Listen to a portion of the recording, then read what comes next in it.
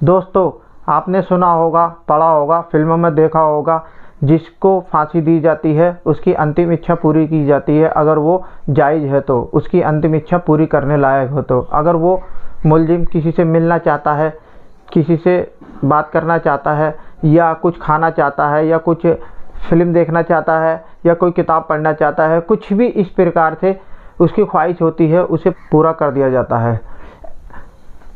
आप अब ये सोच रहे होंगे कि इसमें नया क्या है। नया इस स्टोरी में है, नया इस कहानी में है, क्योंकि इसमें जो मुजरिम है उसकी अंतिम इच्छा थी कि एक रात के लिए मुझे दूल्हा बना दिया जाए, मेरी शादी कर दी जाए। कौन था वो मुजरिम, क्यों उसे फांसी की सज़ा हुई थी और उसने शादी की ख्वाहिश क्यों की थी, आओ जानते हैं इस स्टोरी में। आदाब, नमस्कार, सत श्री अकाल। मेरा नाम जावेद खान। आज फिर मैं लेके हाजिर हुआ हूँ आपके सामने एक अजीब व गरीब नई स्टोरी। आप इस स्टोरी को जान के हैरान हो जाएंगे, शौक हो जाएंगे और सोचने पे मजबूर हो जाएंगे, जिसे खुदा रखे उसे कौन चखे। इस स्टोरी में कुछ ऐसा ही हुआ है। सऊदी अरब में दीवारों के साए में एक लड़का एक मकान की तरफ बढ़ रहा होता है। जब वो उस मकान के करीब पहुंचता है और देखता है तो मकान का दरवाज़ा बंद होता है। फिर वो दीवार फलांग के वो घर के अंदर चला जाता है। तभी घर से बहुत ज़्यादा शोर शराबे की आवाज़ आने लगती है और लड़की की चीखने की आवाज़ें आने लगती हैं। और वो आवाज़ नॉर्मल आवाज़ नहीं थी, ऐसा था जैसे कि किसी लड़की की गर्दन पे छुरी चलाई जा रही हो, यानी कि उसकी गर्दन को तलवारों से काटा जा रहा हो। इस तरीके से वो लड़की चीख रही थी, चिल्ला रही थी। तभी जो पड़ोसी होते हैं वो आवाज़ सुनते हैं, सभी पड़ोसी भागते हुए जाते हैं और उस घर में जो है दाखिल हो जाते हैं और जाके देखते हैं तो एक लड़की की गर्दन कटी होती है और वो लड़की तड़फ रही होती है और उसी के ही पास में एक लड़का बैठा हुआ होता है जिसके कपड़े खून से तर होते हैं। जब पड़ोसी ये मंजर देखते हैं तो हैरान हो जाते हैं, सकते में आ जाते हैं और सोचते हैं कि इस लड़की के साथ रेप हुआ है, रेप के बाद कत्ल किया है और ये जो लड़का बैठा है इसने ही ऐसा सब किया है। वो मोहल्ले वाले जो होते हैं उस लड़के को पकड़ लेते हैं और मारने पीटने लगते हैं और पुलिस को फ़ोन कर देते हैं और पुलिस से कहते हैं इस लड़के ने इस लड़की का रेप किया है और रेप के बाद मर्डर किया है। पुलिस उस लड़के को पकड़ के ले जाती है और उस लड़की को भी उठा के पोस्टमार्टम के लिए भेज देती है। जब ये खबर वहाँ के राजा सलमान बिन खुर्शीद के पास पहुँचती है, वो भी बहुत ज़्यादा गुस्से में आ जाते हैं और सोचते हैं कि हमारे देश में शरिया कानून है और सभी को पता है कि यहाँ कत्ल करने वाले की सज़ा कत्ल ही है, रेप करने वाले की सज़ा पत्थरों से चौराहे पे खड़े करने की, मारने की है, गर्दन उड़ाने की है। इतनी भयानक सजाएं हैं, यह शरिया कानून है। उसके बाद भी इस लड़के ने ये जुर्म किया है, हम इसे छोड़ेंगे नहीं, इसे इबरतनाक सज़ा देंगे। सलमान बिन खुर्शीद जो शहजादे होते हैं, जो राजा होता है, वो हुक्म देता है कि इस लड़के को 4 दिन बाद भरे बाज़ार में चौराहे पे खड़ा करके इसे इसके चेहरे पे काला कपड़ा डाल के इसे फांसी की सज़ा दी जाएगी। वो लड़का बहुत परेशान होता है, हताश होता है। सभी उसका इंतज़ार करने लगते हैं कि कब 4 दिन होंगे और इसे सज़ा दी जाएगी, हम अपनी आंखों से इसकी सज़ा को देखेंगे। ऐसे ही करते करते 4 दिन हो जाते हैं और उस लड़के को वो लोग भरे बाज़ार में चौराहे पे ले आते हैं, जहाँ चारों तरफ पब्लिक ही पब्लिक होती है और उसका मंजर देखने के लिए खड़ी हुई होती है। जब उस लड़के को वहाँ ले जाते हैं और उसके चेहरे पे काला कपड़ा डालने की तैयारी होती है, उसे फांसी देने की तैयारी कर रही होती है पुलिस, तभी वो लड़का कहता है कि ये कानून है, हर देश का कानून है कि जो मरने वाला होता है, जिसे फांसी दी जाती है, उसकी अंतिम इच्छा ज़रूर पूरी की जाती है। क्या मेरी अंतिम इच्छा पूरी नहीं की जाएगी? तो ये बात सुन के पुलिस वाले उससे कहते हैं कि तुमने जघन्य अपराध किया है, तुमने अपराध ही इतना ख़तरनाक किया है कि तुम्हारी अंतिम इच्छा भी नहीं पूछी जाएगी। वो लड़का मायूस हो जाता है और सोचने लगता है अब तो मेरी ज़िंदगी ही ख़त्म हो जाएगी, अब तो मुझे फांसी ही दी जाएगी, मेरी मौत वाक़या हो जाएगी, अब मैं नहीं बचूंगा। सोचने लगता है अब क्या किया जाए। फिर वो कहता है कि ठीक है, तुम मुझे फांसी दे दोगे, लेकिन मेरी एक इल्तिजा है, जो अपने राजा सलमान बिन खुर्शीद के पास ये खबर भेज देना कि मेरी मौत के बाद इस कत्ल का जो है जाँच कराना, और जाँच जब होगी उसमें मैं दोषी, उसमें मैं बेगुनाह पाया जाऊँगा, तो मेरे कत्ल का, मेरे गुनाह का जो अजाब होगा वो सलमान बिन खुर्शीद की गर्दन पर होगा और मैं उसे कभी माफ़ नहीं करूँगा और अल्लाह भी उसे माफ़ नहीं करेगा। जब ये पुलिस वाले ये बात सुनते हैं तो ये खबर फ़ौरन सलमान बिन खुर्शीद के पास भेजते हैं और उनसे कहते हैं कि जो मुलजिम है वो अंतिम इच्छा पूरी करने की ख्वाहिश जाहिर कर रहा है और वो अपने कत्ल की अपने इल्ज़ाम आपको लगा रहा है और वो कह रहा है कि मैं बेगुनाह हूँ। तो ये बात सुन के सलमान बिन खुर्शीद जो होते हैं दहल जाते हैं, घबरा जाते हैं। वो कहते हैं कहीं ऐसा तो नहीं है ये लड़का बेगुनाह हो। अगर ये लड़का बेगुनाह हुआ तो इसका कत्ल का इल्ज़ाम मुझ पर आएगा और अल्लाह भी मुझसे नाराज़ हो जाएगा। तो सलमान बिन खुर्शीद कहते हैं पुलिस वालों से, चलो उसे फांसी आज नहीं तो हम कल दे देंगे, उसकी जो अंतिम इच्छा है वो बताओ। तो जब पुलिस वाले उसे अंतिम इच्छा बताते हैं कि वो एक रात के लिए दूल्हा बनना चाहता है और शादी करना चाहता है, तो सलमान बिन खुर्शीद हंसने लगते हैं और कहने लगते हैं कि इसको एक दिन बाद फांसी हो जाएगी तो ऐसी कौन लड़की होगी जो इससे एक दिन के लिए शादी करेगी और इसकी दुल्हन बनेगी। जाओ, हम इजाज़त देते हैं कि उसकी अंतिम इच्छा तुम पूरी कर दो। फिर पुलिस वाले उसके पास आते हैं और उससे पूछते हैं कि तुम्हारी अंतिम इच्छा हम पूरी कर देंगे, कौन लड़की है बताओ जिससे तुम शादी करना चाहते हो। तब वो लड़का कहता है कि चलो मेरे साथ एक मोहल्ले में, वहाँ पे जाके मैं बताऊँगा। वो पुलिस वाले उस लड़के को अपने साथ ले जाते हैं और एक मोहल्ले में एक घर के आगे रुक जाते हैं और घर का दरवाज़ा खटखटाते हैं।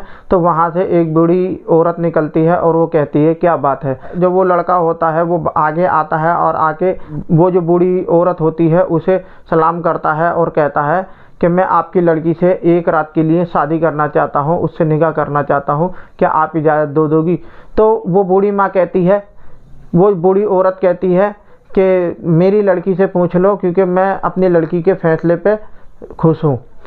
वो कहता है कि ठीक है, आप अपनी लड़की को बुलाओ। जब लड़की बाहर आती है तो वो जो लड़का होता है उसके कान में कुछ कहता है, जिसके सुन के वो लड़की कहती है ठीक है, मैं आपसे एक रात के लिए शादी करूँगी और आपकी दुल्हन बनूँगी। जब ये बात सुनते हैं सभी पुलिस वाले तो हैरान हो जाते हैं और चौंक जाते हैं और उस लड़की से कहते हैं पुलिस वाले कि आप पागल हो, आपका दिमाग ख़राब है, ये आज रात जिंदा है, कल इसको फांसी दे दी जाएगी, क्या आप एक रात के लिए इसकी दुल्हन बनोगी, फिर आपकी ज़िंदगी तबाह हो जाएगी, फिर आपसे कोई शादी नहीं करेगा, आप बर्बाद हो जाओगी, आप ऐसा मत करो। पुलिस वाले उस लड़की को बहुत समझाते हैं लेकिन वो लड़की कहती है नहीं, मुझे इसी की दुल्हन बनना है, मैं एक रात की दुल्हन बनना अपना सौभाग्य समझती हूँ, मुझे इसी की दुल्हन बनना है, आप मुझे मत रोको।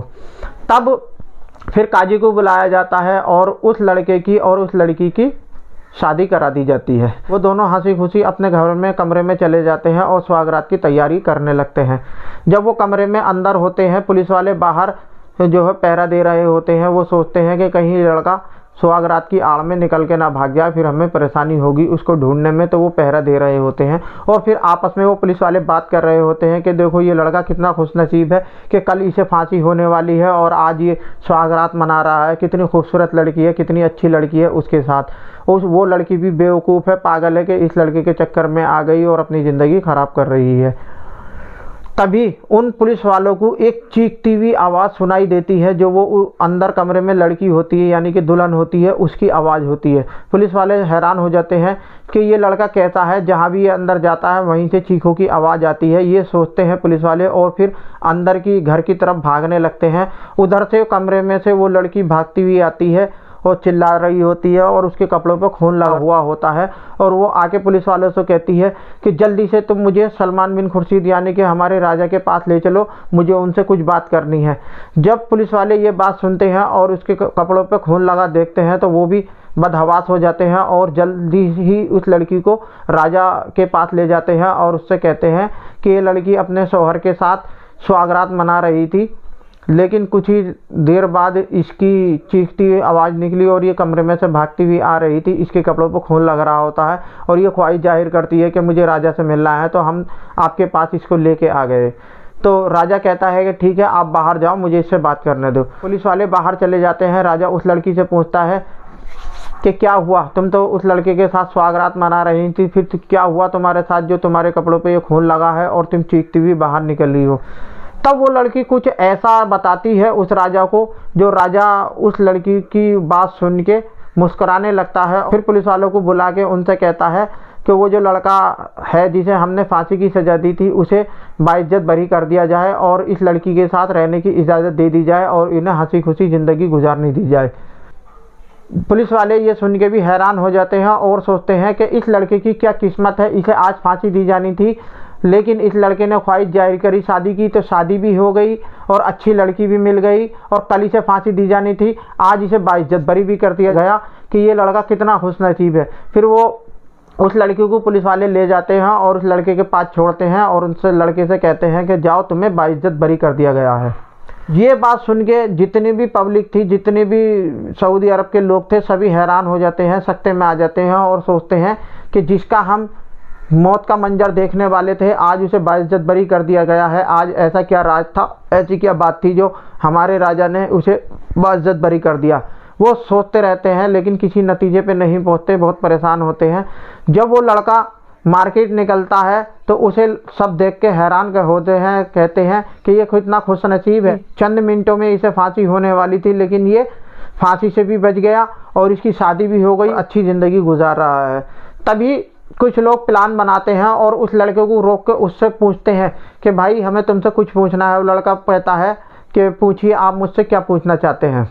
तो वो पब्लिक उससे पूछती है, यानी कि जो लोग होते हैं जिन्होंने उसे रोका हुआ था वो उससे पूछते हैं कि भाई तू ये बता कि तुझे फांसी की सज़ा होने वाली थी, कुछ ही मिनट रह गए थे फांसी होने में, और उसके बाद तेरी अंतिम इच्छा भी पूरी कर दी तेरी शादी होने की और तुझे बाइज्जत बरी कर दिया। इसमें क्या राज है, क्या बात है, क्यों ऐसा हुआ तेरे साथ, इतना खुशनसीब है तू, क्या किया है ऐसा तूने। वो अपनी पूरी कहानी बताता है उन आदमियों को। वो जो लड़की थी जिसका कत्ल हुआ था, उसका कत्ल मैंने नहीं किया था, उसका कत्ल किसी और ने किया था। जिस लड़की से मेरी शादी हुई है वो मेरी मंगेतर है, यानी कि मैं उससे प्यार करता हूँ, उसे चाहता हूँ, उसे लाइक करता हूँ, लेकिन वो बहुत ज़्यादा गरीब है, उसका बाप नहीं है, भाई नहीं है, बस उसकी एक बूढ़ी माँ है और वो है।